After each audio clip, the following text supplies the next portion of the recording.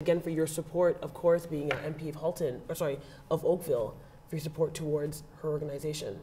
Well, it's a fantastic thing. And see, a lot of people think governments should do everything, and even if you wanted them to, governments can't. Of course. Governments get overloaded with work and with changes and with everything they have to do, and all three levels of government. And so the volunteer sector and the non-governmental organizations do tremendous work, and they do things at a fraction of the cost that governments can do them, and a lot of times they actually get better results. Yeah, and it just sometimes takes that one person. It's absolutely amazing to change the world. So that's fantastic for her and for her organization. Again, I want to thank you, Terrence, for being, Terrence Young, of course, MP of Oakville, for being on the show with us today. My pleasure. Thank you for inviting me. Of course, and stay tuned. We'll be right back.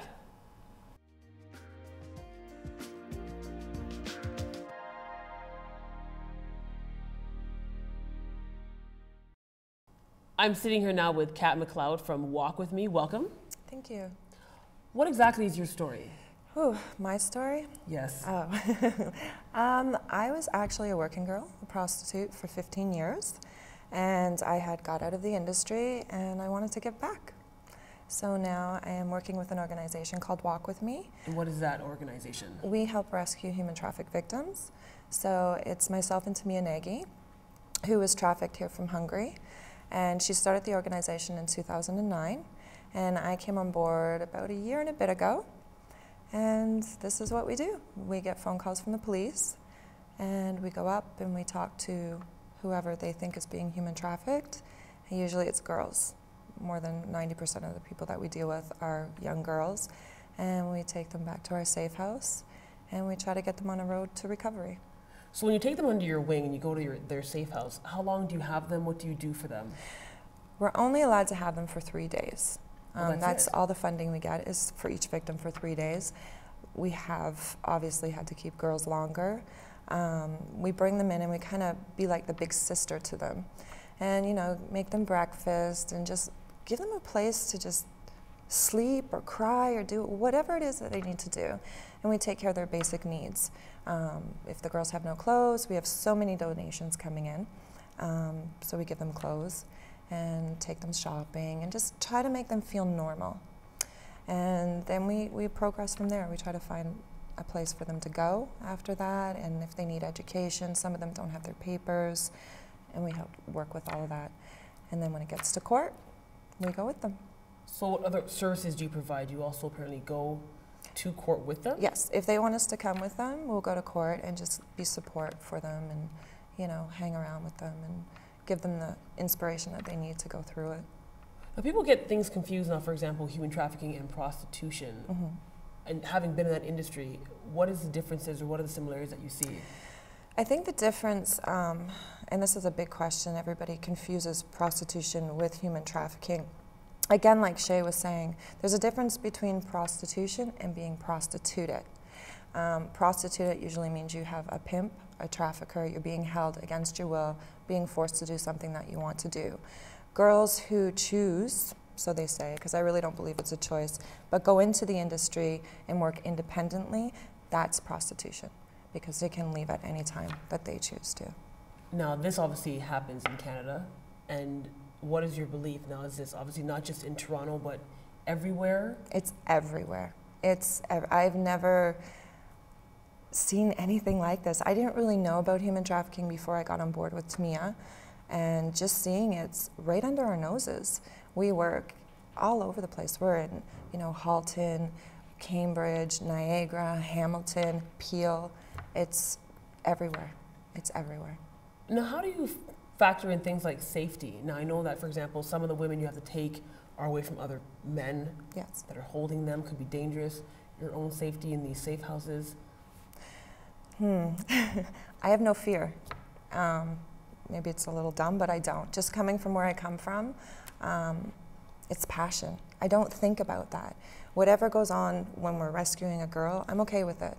If it's really dangerous, then we'll get police escorts and stuff like that. You know, where we have our safe house, it's, you know, there's police stations around, so it's accessible to them right away. And it's pretty good because nobody knows where it is, so. That's interesting, actually. So you get them out of the business, or they'll come to you, or you'll get them referred by the police. take them to your safe house. Now, where do you get the funding exactly to keep them for 3 days? I believe we get it from Women's Canada. I believe that's what we're getting it from, and they give us the money. And that's, again, to get them a phone, you know, their basic needs, food, shelter, that kind of stuff. So I really wish there was something longer. We don't have a long-term place in Canada for women who are human trafficked, for anybody who's human trafficked. And you can't send these people to shelters. It just doesn't work. So this is something that we're really trying to work on, to getting something long-term for the girls. Because what happens a lot of times is they don't want to go to shelters. They don't want to go to different places, so they end up going back. Back into back to their trafficker, or they start to become independent. Now, obviously, having worked in the industry, do you feel that you're able to build a rapport with these girls? 100%. A lot easier? 100%. 100%. Makes them feel comfortable? Yep. I just, they feel like my kids. I feel like the mama bear when I'm with them, and I just take them under my wing. I hear their horror stories, and I can relate.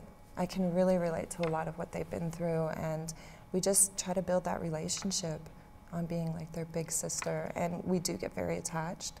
They get very attached, and we keep in contact with them no matter where it is that they go.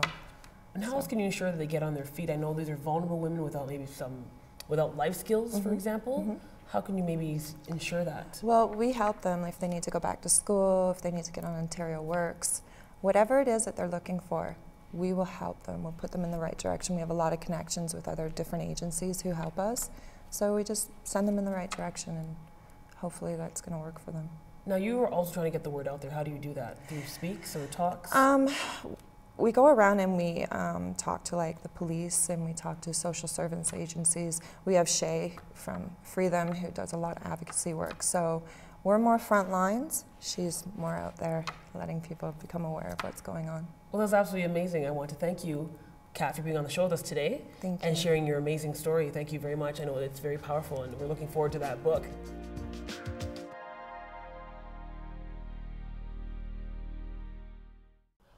Welcome back. I'm here now with Randy Phipps, who is the Public Relations with Free Them. Welcome. Thank you. Happy to be here. Now, as PR, Public Relations, what do you do with Free Them or for Free Them?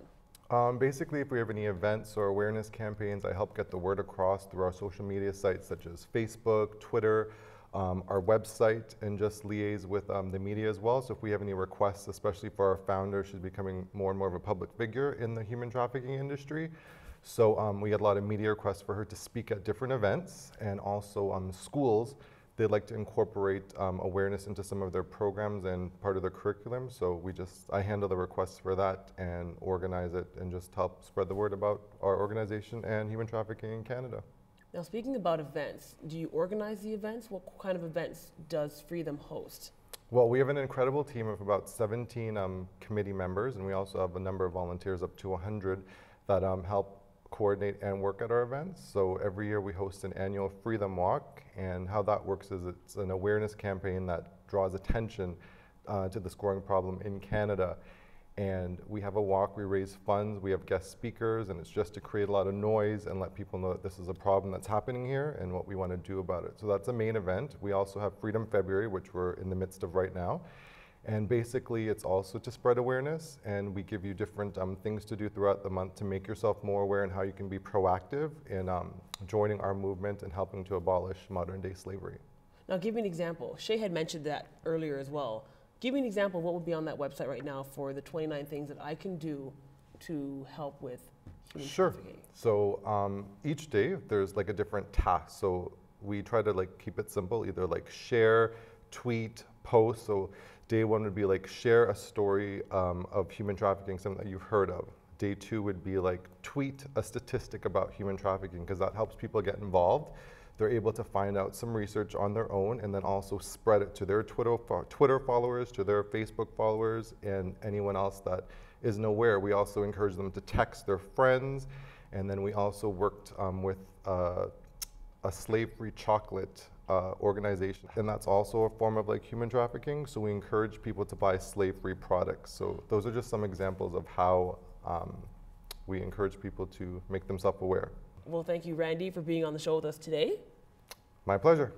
And that concludes our episode of TVC Spotlight. For more information, visit our website, www.tvcogeco.com/Milton. Call our viewer response line at 289-891-6703 or email us, haltontvcogeco@cogeco.com. For TVC Spotlight, I'm your host, Tamara Lopez.